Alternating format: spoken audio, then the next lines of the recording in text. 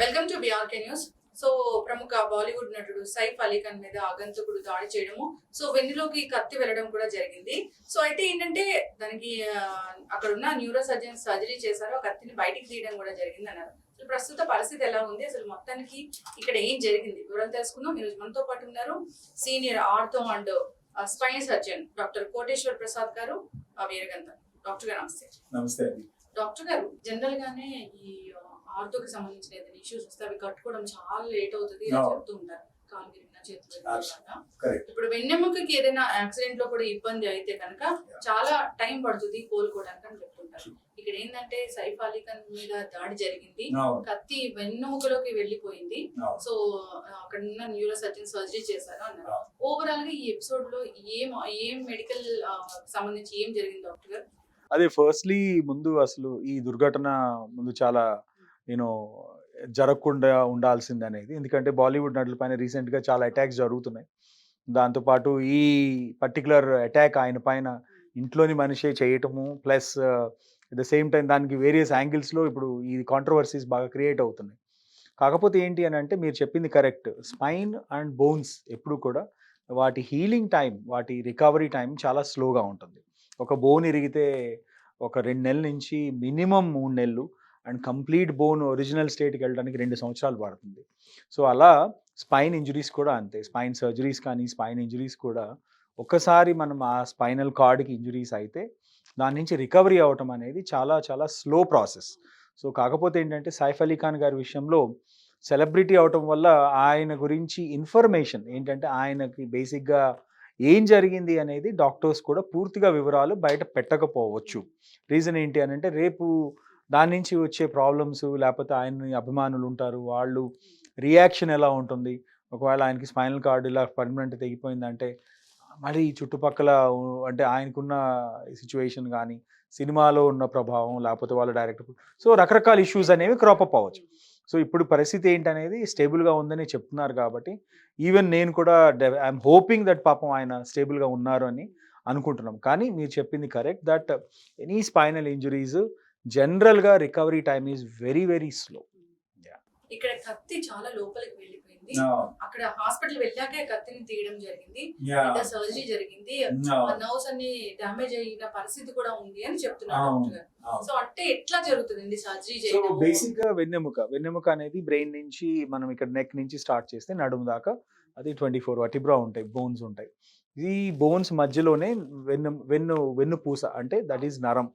ఈ నరం అనేది బ్రెయిన్ స్టెమ్ నుంచి కింద దాకా వెళ్తుంది. ఇది ఏంటంటే ప్రతి ఒక్క భాగంలో ప్రతి ఒక్క యాక్టివిటీకి అది సప్లై చేస్తూ వెళ్తుంది. ఈ నరం నుంచి బ్రాంచెస్ అంటారు, ఆర్ ఎగ్జిటింగ్ రూట్స్ అంటారు.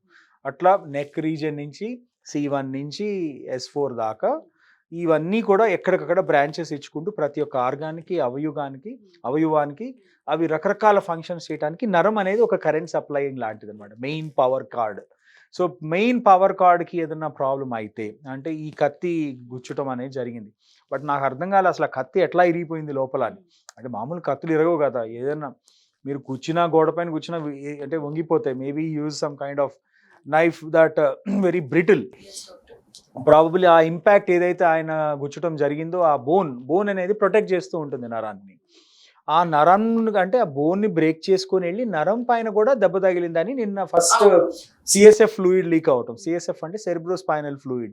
ఈ సెరిబ్రోస్పైనల్ ఫ్లూయిడ్ అనేది ఈ నరాన్ని కూల్ చేస్తే ఒక ఫ్లూయిడ్ అనమాట, cooling fluid or nutritional fluid. Basically నరానికి కూడా ఆహారం కావాలి కదా, న్యూట్రిషన్ కావాలి కదా. సో ఇది ప్రోటీన్స్ తీసుకొని వెళ్తుంది, న్యూట్రిషన్ ఇస్తుంది నరాలకి. At the same time it is also called as a cooling system. Okay, so ఈ సిఎస్ఎఫ్ లీక్ అవటం అని అంటే ఫస్ట్ డ్యూరా ఉంటుంది, డ్యూరా లోపల ఈ ఫ్లూయిడ్ సర్క్యులేట్ అవుతూ ఉంటుంది, ఆ మధ్యలో ఉండేదే నరం. అంటే ఈ ఇన్సిడెంట్లో ఆ కత్తిపోటుకి డ్యూరా కట్ అయింది, ఉట్టి డ్యూరానే కట్ అయిందా లేకపోతే దాంట్లో ఉన్న నరం కట్ అయిందా? ఒకవేళ నరమే కట్ అయి ఉంటే మాత్రం అది చాలా difficult to recover from that situation. General గా ఇన్నేళ్ళ ఎక్స్పీరియన్స్ లో ఇలాంటి నర్వ్ డ్యామేజ్ అనేది జరగడము, అలా కట్ అవడం అనేది చూసారు డాక్టర్? కార్డ్ ట్రాన్సాక్షన్ అంటారు. బేసికలీ ఇంజురీస్లో రోడ్ ట్రాఫిక్ యాక్సిడెంట్స్లో ఎక్కువ ఇవి జరుగుతూ ఉంటాయి. విప్లాష్ ఇంజురీస్ అంటాం, రోడ్ ట్రాఫిక్ యాక్సిడెంట్స్ అంటాం. ఏదన్నా వచ్చి గుద్దటం వల్ల మనిషి ఇట్లా, అందుకని సీట్ బెల్ట్స్ కంపల్సరీ వేసుకోండి, సో దట్ స్పైన్ ఇంజురీస్ మీరు నుంచి దూరంగా ఉండొచ్చు అనేది. ఎందుకంటే దిస్ ఈస్ ద రీజన్. ఈ విప్లాష్ ఇంజురీస్లో మనము కార్ మోషన్లో ఉన్నప్పుడు ఆ ఇంజురీకి వెన్నెముక ఇరిగిపోయి దాంట్లో ఉన్న నరం కూడా కట్ అయిపోతుంది.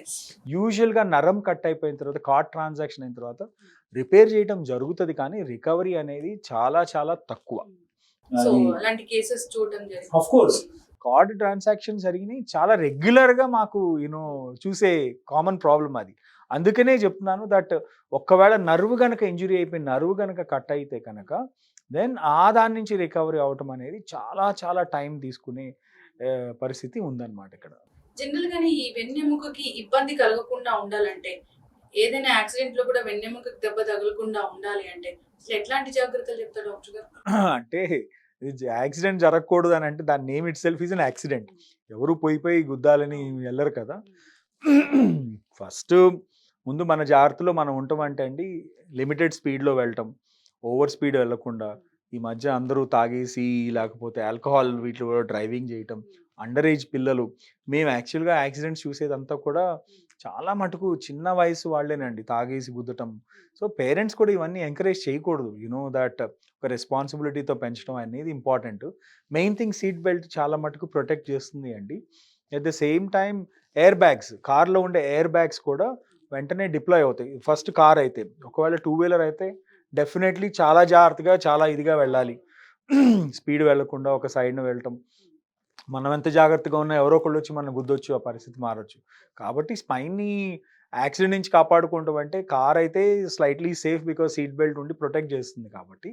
బట్ టూ వీలర్స్ అన్నీ కూడా చాలా అన్సేఫ్. బట్ ఇలాంటి ఇన్సిడెంట్స్ అనేవి మనము రోజు చూడం కదా. స్టాబ్ ఇంజురీస్, లేకపోతే ఒక్కొక్కసారి యుద్ధాల్లో ఉన్నప్పుడు వార్ ఇంజురీస్, బుల్లెట్ ఇంజురీస్ ఉంటాయి. బుల్లెట్స్ కూడా దిగి ఈ నరాన్ని కట్ చేయటం, అవి మేము రెగ్యులర్గా చూస్తూ ఉంటాం. ఇటు మన దేశం నుంచి కాకపోయినా బయట దేశాల నుంచి ఇప్పుడు ఇండియాకి ఎక్కువ ట్రీట్మెంట్కి వస్తున్నారు. ఈ ఆఫ్రికన్ నేషన్స్లో కొన్ని వార్లో ఉన్న దేశాలు కొన్ని ఉన్నాయి. అక్కడ సోల్జర్స్ ఇంజూర్ అవుతారు, వాళ్ళకి సరిపడా ట్రీట్మెంట్స్ అక్కడ లేవు, కానీ వాళ్ళు అక్కడి నుంచి ఇక్కడికి రావటం, ఆ నర్వ్ ఇంజురీస్ మేము నర్వ్ని రిపేర్ చేయటం, ఫిక్స్ చేయటము. అవి ముందే ఏంటంటే నర్వ్ ఇంజురీ అయ్యే ముందు ఆ వెన్నెముక ఇరిగిపోతుంది. ఆ ఇరిగిన వెన్నెముకను ముందు సరి చేయాలి. ఒక నిచ్చెన లాంటిది, నిచ్చెన కొలాప్స్ అయిపోతే మనకి నిచ్చెన కావాలి కదా పైకి ఎక్కడానికి. అట్లానే అది ముందు ల్యాడర్ని ముందు మనం క్రియేట్ చేసుకోవాలి. అది స్టేబుల్ అయితే లోపల రిపేర్ అయిన నర్వ్ మేబీ రికవర్ అయ్యే అవకాశం ఉంది అనే ఒక హోప్ అన్నమాట. కానీ మనము ఆ ఇంజురీని బట్టి రికవరీ అనేది చెప్పగలమండి. ఖచ్చితంగా డాక్టర్ గారు. డిపెండ్స్ ఆన్ దేర్ వాళ్ళ కండిషన్, వాళ్ళు ఎంతవరకు రికవర్ అవ్వగలరు, వాళ్ళ అసలు మెటబాలిజం ఎలా ఉంటుంది అనేది పూర్తిగా ట్రీట్మెంట్ ఎంతలోపు వచ్చారు ఇవన్నీ కూడా ఉంటాయి. మోస్ట్ ఇంపార్టెంట్లీ ఆపరేట్ చేసే సర్జన్, వాళ్ళ టీము, వాళ్ళు ఇప్పుడు ఒక్కొక్కసారి ఎంత పెద్ద సర్జన్ అయినా చేయడానికి ఏం ఉండదు. ఎందుకంటే నేచర్ ఈజ్ మోర్ స్ట్రాంగర్.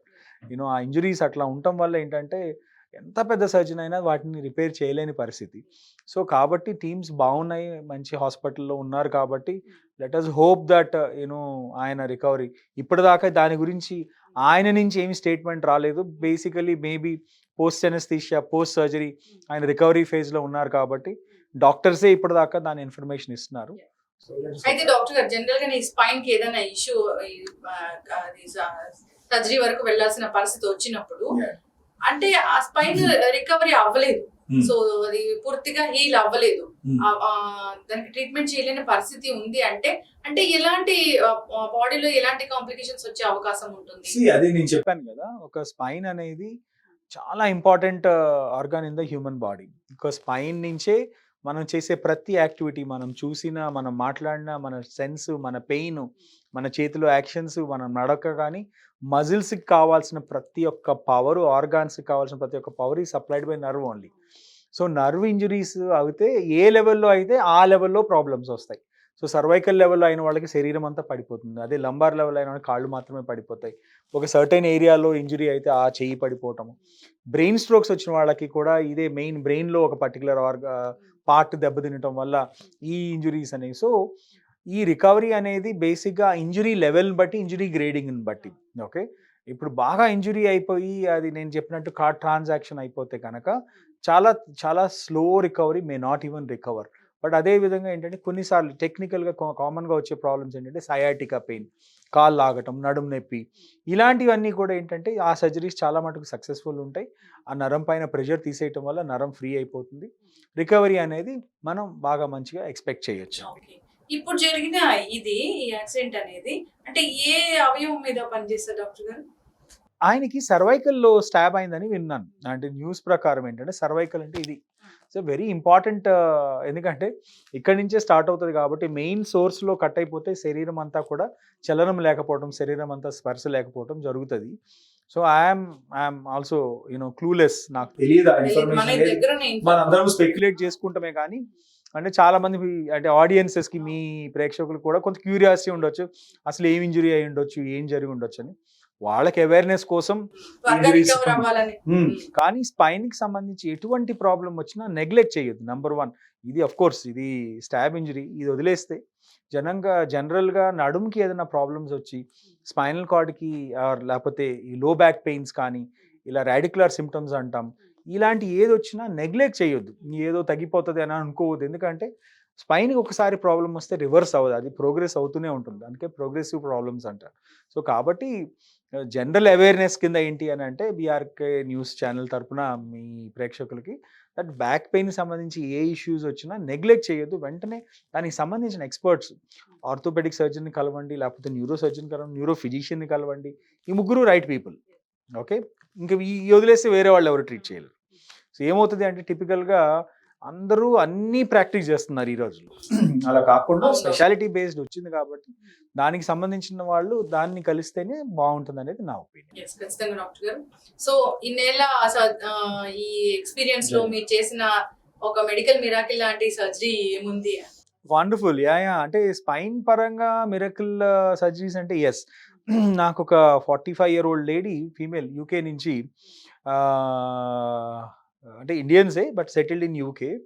ఆవిడకి యూకేలో కింద పడిపోయి బ్యాక్ నుంచి కింద కాళ్ళు చచ్చి పడిపోయింది. చచ్చి పడిపోయి కూడా 3 నెలలు అయిపోయింది. ఆల్మోస్ట్ రికవరీ అంటే వాళ్ళు అక్కడ ట్రీట్మెంట్‌కి ఏమో సమ్ మిస్ మ్యాచ్. అక్కడ సరైన టైంకి అపాయింట్మెంట్స్ దొరకకపోవటమనో, లేకపోతే ఎందుకంటే UK health care system is slightly different. Specialist appointment కావాలంటే 6 నెలలు వెయిట్ చేయాల్సి వస్తది. యాహ్! ఒక్కొక్కసారి సర్జరీస్ కూడా 1 ఇయర్, 2 ఇయర్స్ ఈ లోపల కాంప్లికేషన్స్ అయిపోయి, సో బట్ వాళ్ళు అలా ప్రయారిటైజ్ చేయరు. సో ఓన్లీ అపాయింట్మెంట్ బేసే. కాబట్టి ఆ విధంగా వాళ్ళు ఇండియా తీసుకొని వచ్చారు. ఎందుకంటే ఆవిడ ఇక్కడే ఉంటదని. సో మేము 3 మంత్స్ ఇంజరీ తర్వాత అన్నీ అసెస్ చేసాం. కార్డ్ ఇంటాక్ట్ ఉంది కానీ చాలా ప్రెషర్ ఉందన్నమాట. కార్డ్ పైన చాలా ప్రెషర్ ఉండి కింక్ అయిపోయి బాగా హెమటోమా అంటే ఎడిమా వచ్చేసిందనమాట. ఎడిమా వచ్చేసి దానివల్ల ఆవిడకి స్పర్శ కొంచెం ఉంది. మూమెంట్స్‌లో కంప్లీట్‌గా బెడ్ పైన ఉండిపోయారనమాట. అయితే మేము అనుకున్నాం లెట్ అస్ ట్రై అయితే చేయాలి కదా అని చెప్పి 2 spinal cards 2 spinal vertebra break అయినాయి. ఆ రెండిటిని ఫిక్స్ చేసి నరాన్ని డీకంప్రెస్ చేసి డ్యూరాలో అక్కడ ఉన్న ఏదైతే ఎడిమా ఉందో దాన్ని డీకంప్రెస్ చేసిన తర్వాత రీసర్క్యులేషన్ స్టార్ట్ అవ్వటం వల్ల బిలీవ్ మీ చేసిన 1 వీక్‌లో ఆవిడ చలనం వచ్చింది, మూవ్‌మెంట్స్ వచ్చింది. 15 డేస్ తర్వాత నడిచింది. And I think she is doing very well now. She is in UK somewhere. So ఇది ఇలాంటి అంటే కొన్ని ఏంటంటే మనం కూడా ఒకటండి, డాక్టర్‌గా మనం చేయగలిగిన వృత్తి, మనం చేయగలిగిన పని మనకి తెలిసిన విద్యతోనే. Okay. Doctor cannot do miracles. జనంకి ఒక్కొక్కసారి ఏంటంటే ఏదైనా చచ్చిపోయిన మనిషిని తీసుకొచ్చి బతికించాలి అన్నట్టు ఒక ఎక్స్‌పెక్టేషన్స్‌తో వస్తారు. Not possible. మనం తెలిసిన విధి ఏ డాక్టరు కూడా ఏ పేషెంట్‌కి బ్యాడ్ చేయాలని ఎప్పుడు అనుకోరు. వాళ్ళు తెలిసిన బెస్ట్ విద్యని వాళ్ళు అప్లై చేయాలని అనుకుంటారు. ఈ విధంగా ప్రతి డాక్టర్ ఒపీనియన్ కూడా ఇదే ఉంటుంది ఏ పేషెంట్‌కైనా. సో పేషెంట్స్ కూడా ఏం అర్థం చేసుకోవాలంటే ఈ ప్రాబ్లమ్స్ మరీ మురగబెట్టుకొని లాస్ట్ స్టేజ్‌లో వస్తారు. ఈ ఈ ఇబ్బంది వచ్చినప్పుడు నెల రోజులు, 3 నెలలు ఇంట్లో పెట్టుకొని ఇళ్లలోనే మందులు ఇచ్చేసుకొని ఇవన్నీ చేస్తారు కానీ ఆ లాస్ట్ మినిట్ వాళ్ళు మేనేజ్ చేయలేని ఉండదు. ఫస్ట్ వాళ్ళ సెల్ఫ్ మెడికేషన్, తర్వాత మందుల షాపు, నెక్స్ట్ డాక్టర్, పక్కన ఫ్రెండ్స్, తర్వాత ఇంకెవరో, వీళ్ళందరూ ఈ తర్వాత ఫోన్లో మాట్లాడుకొని ఒక 4 మెడిసిన్ ఇట్లా అన్నీ వాడేసి మొత్తం ఎక్స్పైర్ అయిపోయిన తర్వాత అప్పుడు లాస్ట్ మినిట్ డాక్టర్ తీసుకొచ్చి మీరే బతికించారు. So how is that possible? So basically awareness is the key. Awareness ఉంది, మంచి ఫెసిలిటీస్ ఉన్నాయి. మీకు ఇండియాలో అదృష్టం ఏంటి అని అంటే ఏ స్పెషలిస్ట్ కావాలన్నా ఒక అరగంట ఫోన్ కాల్లో మీరు ఒక అపాయింట్మెంట్ తీసుకొని వెళ్ళిపోవచ్చు. యూకేలోను, యూఎస్లోను, యూరోప్లో ఉంటే చెప్తున్నాను కదా 6 months is appointment time. So కాబట్టి యూటిలైజ్ చేసుకొని they can lead a good life. And మా సిరీస్లో స్పైన్కి సంబంధించి ఇది one of the miracle surgeries. ఖచ్చితంగా డాక్టర్ గారు చక్కటి ఇన్ఫర్మేషన్ అండి. సో మీరు అన్నట్లుగానే ఏదైనా స్పైన్ కి కొంచెం పెయిన్ వస్తున్నా కానీ వెంటనే డాక్టర్ ని కలవాలని కోరుకుందాం. ఇప్పుడు సైఫ్ అలీ ఖాన్ గారి త్వరగా రికవర్ అవ్వాలని కోరుకుందాం. బయటికి రావాలని కోరుకుందాం అండి. చాలా చక్కటి ఇన్ఫర్మేషన్. మనం సిరీస్ కంటిన్యూ చేద్దాం డాక్టర్ గారు ఈ ఆర్థో ఇష్యూస్ మీద. చక్కటి ఇన్ఫర్మేషన్ అండి. నమస్తే.